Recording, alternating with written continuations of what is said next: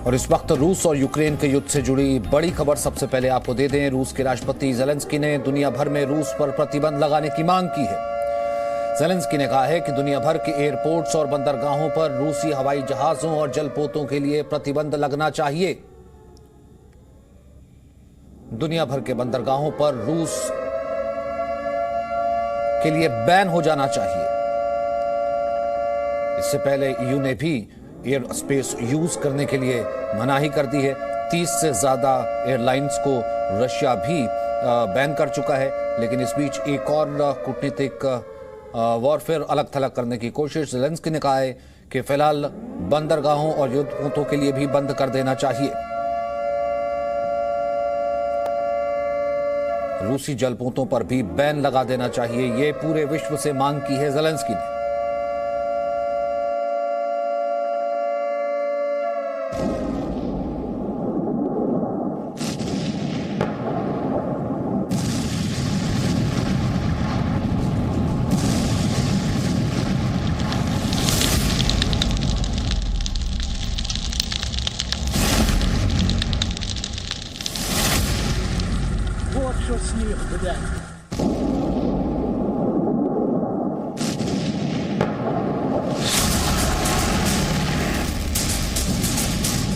रूस का प्रचंड प्रहार, कीव में तबाही।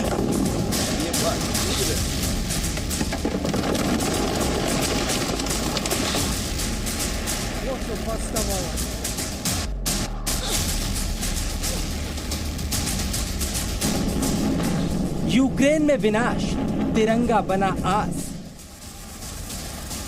भारत माता की जय, वंदे मातरम। भारतीय होने का जो गर्व हो रहा है वो इसीलिए हो रहा है क्योंकि आज जब हमने हमारे राज्य टर्नोपिल से बॉर्डर की तरफ आए तो हमने बीच में 3 राज्य क्रॉस किए और तीनों राज्यों में हमें बिना चेकिंग के सिर्फ हमारी गाड़ी के ऊपर भारत का झंडा था, ये देखकर हमें जाने दिया। बाइडेन बेबस, मोदी है तो मुमकिन। Welcome back to the motherland. Operation Ganga चलाकर हम यूक्रेन से भी हजारों भारतीयों को वापस ला रहे हैं। हिंदुस्तानी शान में, पाकिस्तानी नुकसान में। यहाँ पर परेशान है, उनको कोई टेंशन ही नहीं है। हमसे बेहतर तो इंडियंस है, हमें पाकिस्तानी होने का नुकसान हो रहा है यहाँ पर। तिरंगा तो सब चंगा।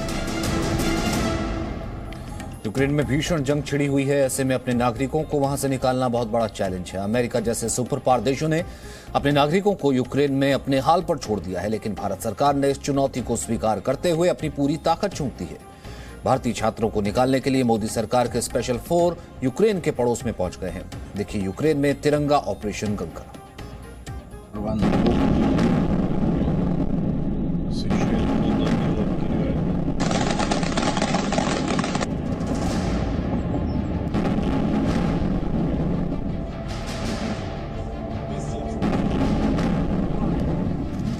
यूक्रेन में जारी भीषण युद्ध का 5वां दिन।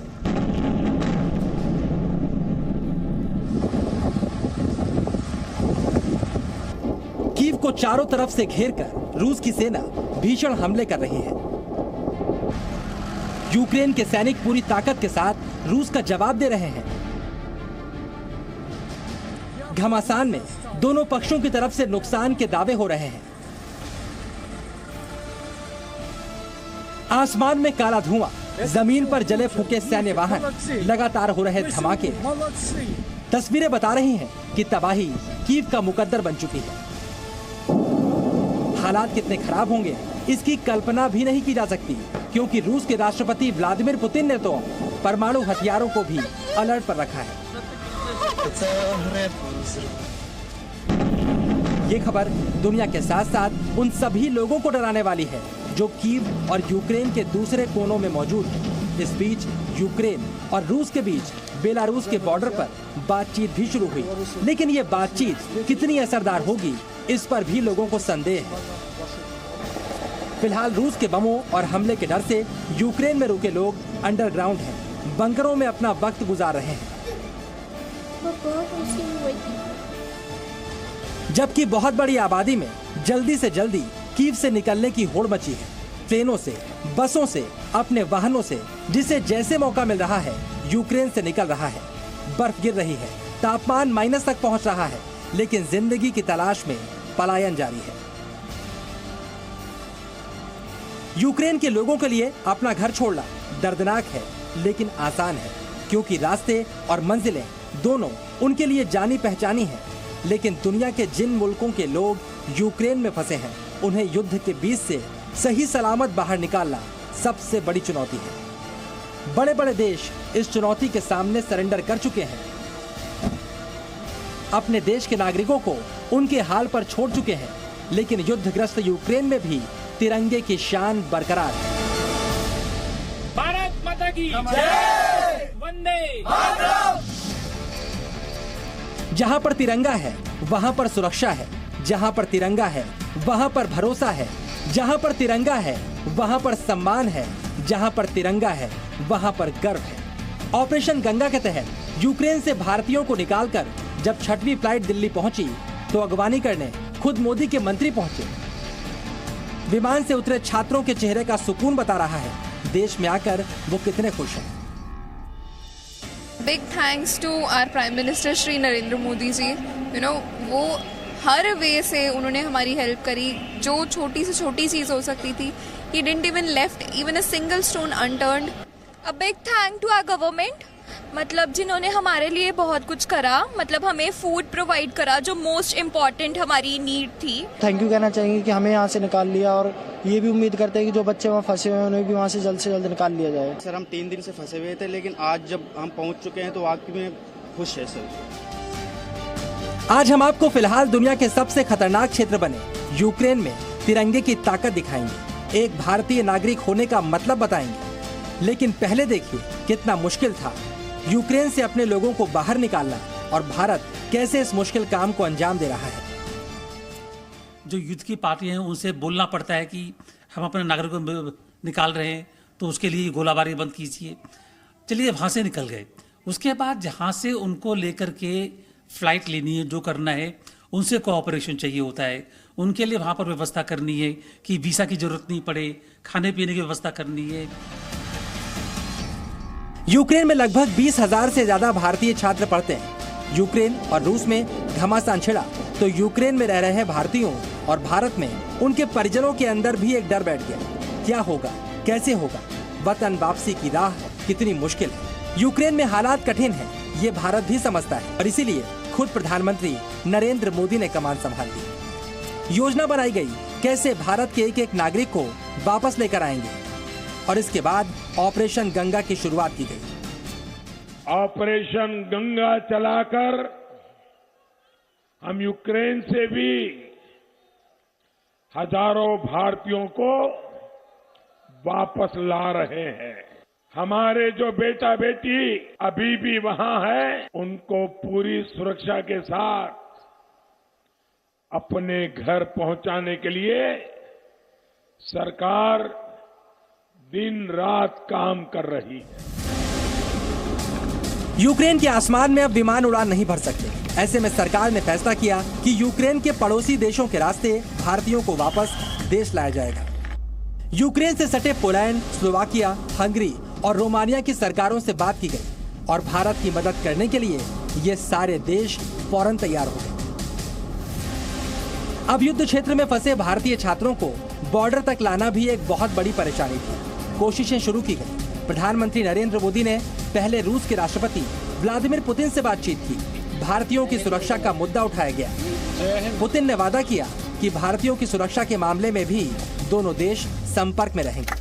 प्रधानमंत्री को जब यूक्रेन के राष्ट्रपति वोलोदिमीर जेलेंस्की ने फोन किया, तब भी जेलेंस्की के सामने भारतीयों की सुरक्षा का मुद्दा उठाया गया। वहां से भी सहयोग का पूरा भरोसा मिला। भारतीय दूतावास सक्रिय रहा और छात्रों को पहले बसों से यूक्रेन से निकालकर पड़ोसी देशों के बॉर्डर तक ले जाए गए। देख सकते हैं हम लोगों को इवैक्यूएट करके ले जा रहे हैं। 500 से ज्यादा लोग हमारे साथ इवैक्यूएट हो रहे हैं। यहाँ पे बस की लाइन आप देख सकते हो, लाइन से बस खड़ी हुई है, लाइन से बसेस आ रही हैं। आप देख सकते हो 500 से ज्यादा लोगों को हम इवैक्यूएट करके ले जा रहे हैं। बसेस की लाइन है इंडियन फ्लैग के साथ। अलग अलग बसों से, ट्रेनों से बॉर्डर तक पहुंचे छात्रों को सुविधाएं मिली और उनकी स्वदेश वापसी संभव हुई। इस दौरान हर बॉर्डर पर अगर भारतीयों की राह आसान रही तो उसकी वजह था बसों में लगा ये तिरंगा झंडा। सब इंडियन फ्लैग्स के साथ आप देख सकते हैं यहाँ पे हम लोग बस जा रहे हैं यहाँ पे। अब अपने एक छात्र को सुरक्षित यूक्रेन से बाहर निकालने में लगी भारत सरकार ने एक और बड़ा फैसला लिया है। यूक्रेन से निकलकर पड़ोसी देशों में पहुंच रहे भारतीयों को वहां कोई परेशानी न हो, इसके लिए अब मोदी सरकार अपने 4 मंत्रियों को इन देशों में भेज रही है। पेट्रोलियम मंत्री हरदीप सिंह पुरी हंगरी जाएंगे।